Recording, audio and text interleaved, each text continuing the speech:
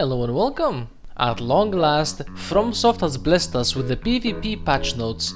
The game has been stagnant for a good while now. PvP felt very repetitive, considering all we ever ran into were the same exact weapons over and over again, until we accumulated brain damage. But not to worry, this is looking like a very robust patch, and I'll be giving my opinions on every buff and nerf from the perspective of a lightweight and melee addict. Starting off, we have the Explosive Thrower.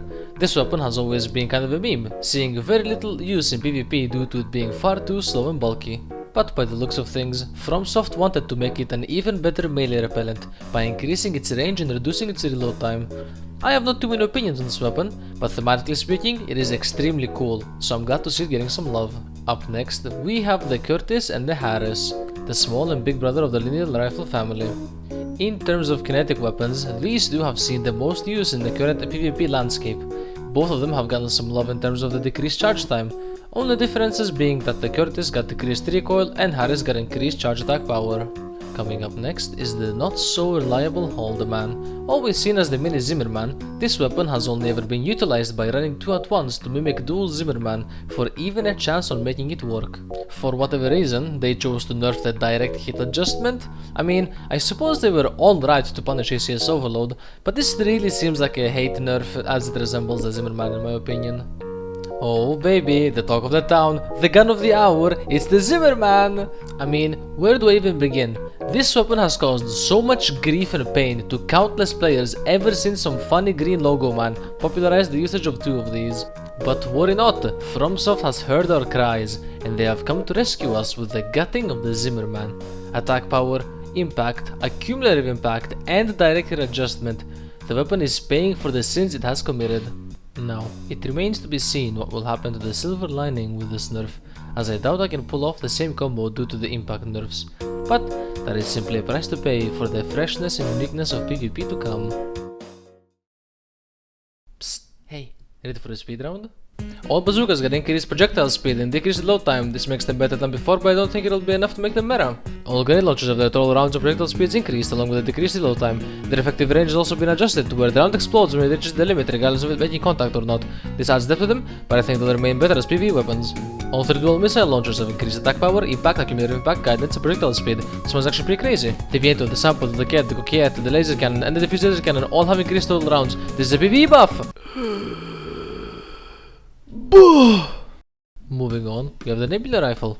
This weapon is the bane of people's existence as the sheer AoE and attacker-sided netcode is a recipe for unavoidable damage. Thankfully, this was nerfed rather heavily. Losing charge attack power, impact, accumulative impact, and charge time means that the weapon will be significantly less oppressive. I blame this weapon on the netcode more than anything, however. Up next is the Devil's Handheld Pain Server. The Aperitif is an obnoxiously good weapon due to its absurd tracking, mostly utilized by missile boaters and other kinds of extremely annoying builds. But this puts a smile on my face. Much deserved, the guidance on the missiles have been nerfed, making it easier to dodge, and along the reload time allowing you more opportunities to punish the enemy for the downtime. And then comes the ever-menacing Earshot. This is a supremely devastating weapon due to its ungodly AoE mixed in with the netcode of the game, which equates to tons of unavoidable damage. And we have a buff to reload time and being able to early detonate. I don't understand it. They nerfed the Nebula due to its strength with netcode, but the Earshot gets buffed? Ah, the good old songbirds.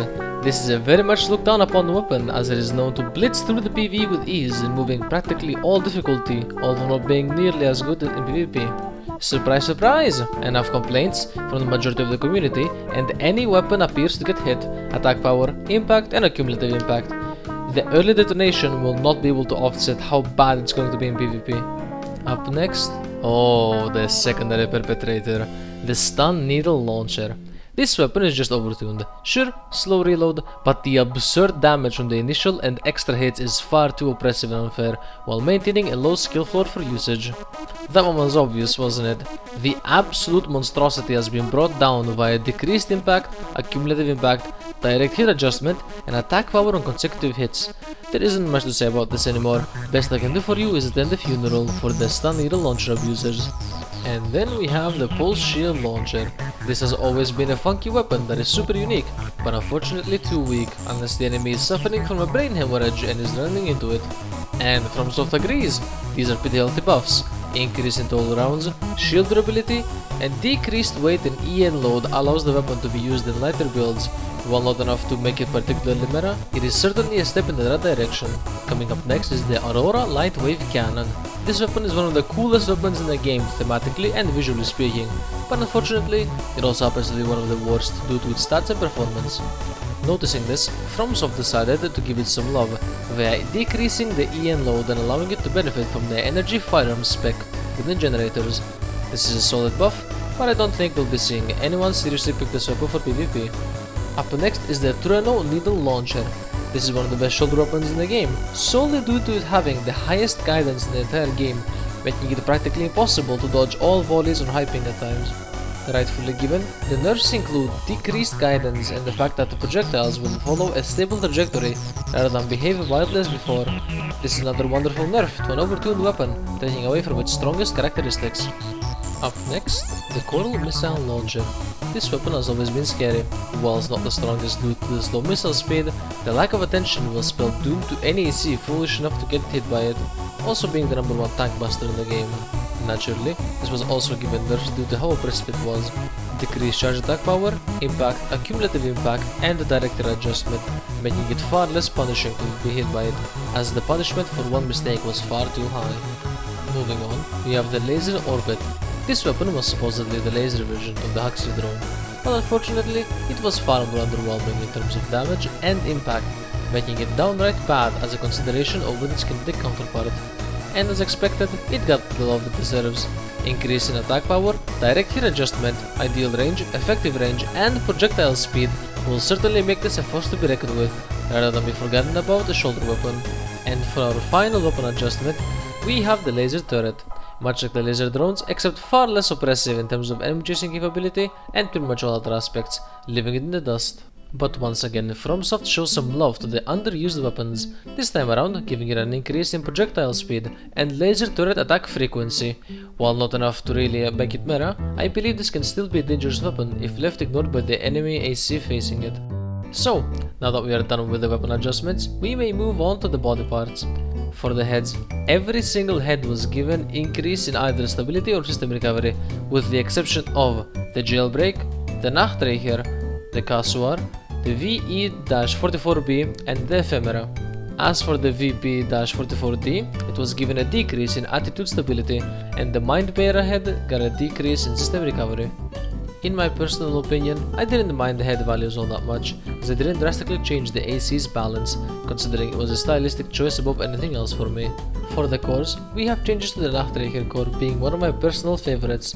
It gained some attitude stability and generator output adjustment, making it less punishing to run such a light core. And the only other change was made to the Ephemera core, which I actually don't see used much at all. But FromSoft has spoken, reducing all its defensive stats along with its attitude stability to keep it more grounded with the other cores defensively. As for the arms, every single arm was given an increase in recoil control, minus the Wrecker arms, which already have the best recoil control in the game. But strangely, the Jailbreak and Basho arms didn't get the buff, they instead got a nerf to all their defensive stats. I do wonder what FromSoft was cooking with this decision. For my thoughts on the arm changes, they were nothing specific as I would have wanted it to be, but the patch being so exceptional so far alleviates the simplicity of these changes. Moving on to the legs, every bipedal leg has gotten a jump distance buff, with some additionally getting more stability and AP, except the Nachtreicher legs? What? For what purpose? Why was this the only bipedal leg? You know what, never mind. Moving on to the legs, every bipedal leg has gotten a jump distance buff, with some additionally getting more stability and AP, except the Nachtreicher legs, mainly because they're already the best bipedal legs for jumping. As for the three reverse joint legs, they all got attitude stability buffs. Considering reverse joints and bipeds being at the weaker end of the leg types, these changes are relatively justified. For the tetrapod legs, we have been blessed by FromSoft. These legs have been the absolute best type, dominating PvP due to their absurdly high stats, which were thankfully toned down via decreasing the AP dispatch, a much deserved nerf. And the final changes for the legs are the Forta Laser Tank legs. These legs were absurdly quick, having the highest boost speed and outrunning anything in the game while also being unbelievably hard to destroy. But FromSoft realized this, reducing their defensive stats to where mistakes would lead to more immediate losses, as the punishment for playing bad was far too low. Legs have always been the defining choice for playstyle. Seeing lightweights and reverse joints getting love is absolutely what the majority of the community has been waiting for. As in the game's current state, it was way too punishing to even begin trying to play lightweights against something like tetrapods or tanks. Moving on to the thrusters, every thruster has gained increased upward thrust, minus the grid walkers of course, as they are the de facto vertical flying thrusters. We also got some changes to the FCS, specifically the P05, the Abbott, and the Talbot, all of which got a reduction in close range assist. My suspicion was that this change was made to make the Ocellus shine more as the close range FCS. Following up, it is the generator changes. In specific, the Yaba and Joso generators got an increase to EN capacity, supply recovery, and energy firearm spec. Truthfully speaking though, both of these generators are terrible by default, this won't save it. Along with them, the Hokushi has also gotten changes, an increase in EN capacity and energy firearm spec, giving it a little bit of beef to compare better with the other generators. And for the final bit of the patch notes, we have the expansion changes. In specific, Pulse Protection has gotten an increase in resilience, whilst Terminal Armor has gotten an increase in duration. These changes, however, are nowhere near enough to make either of these expansions as good as Pulse or Assault Armor. Alright, final stretch. I'm gonna have nightmares from spending 8 hours editing this video. Now, all we have left are the game-specific changes, which are significant enough for me to talk about as shown on screen. Let's start from the top. Adjusted attitude recovery rate according to total weight. ACS strain now dissipates much faster on lighter ACs and slightly slower on heavier ACs. This is amazing, considering if you got hit by something as a lightweight, you'd have to run and hide for a few lifetimes to let your ACS strain go down, just for it to happen in the next 2 seconds again. This actively speeds up the game's pacing. Adjusted various boost speed rates according to total weight. This change is on screen, a graph detailing how speed goes down with the boosters depending on your weight. I need numbers to give you a better explanation. Decreased top speed during assault boost for heavier ACs. This change was almost mandatory, as heavyweight ACs would disable their one weakness of being slow by simply assault boosting and using nothing else as movement. Decreased boost kick attack range for tetrapod legs. This is self-explanatory, as tetrapod kicks have an absurd hitbox which worsens with the game's netcode, making it borderline unfireable. Increased yen consumption while hovering with tetrapod legs. Self-explanatory, hovering was annoying to deal with, especially for lightweight ground type ACs. Decreased impact reduction effect during assault boost. This little detail would nullify entire melee combos due to the enemy AC taking barely any AC strain on hit. Literally a lifesaver. Decreased impact and cumulative impact dealt by colliding with enemies and kicking from all leg types except reverse joints.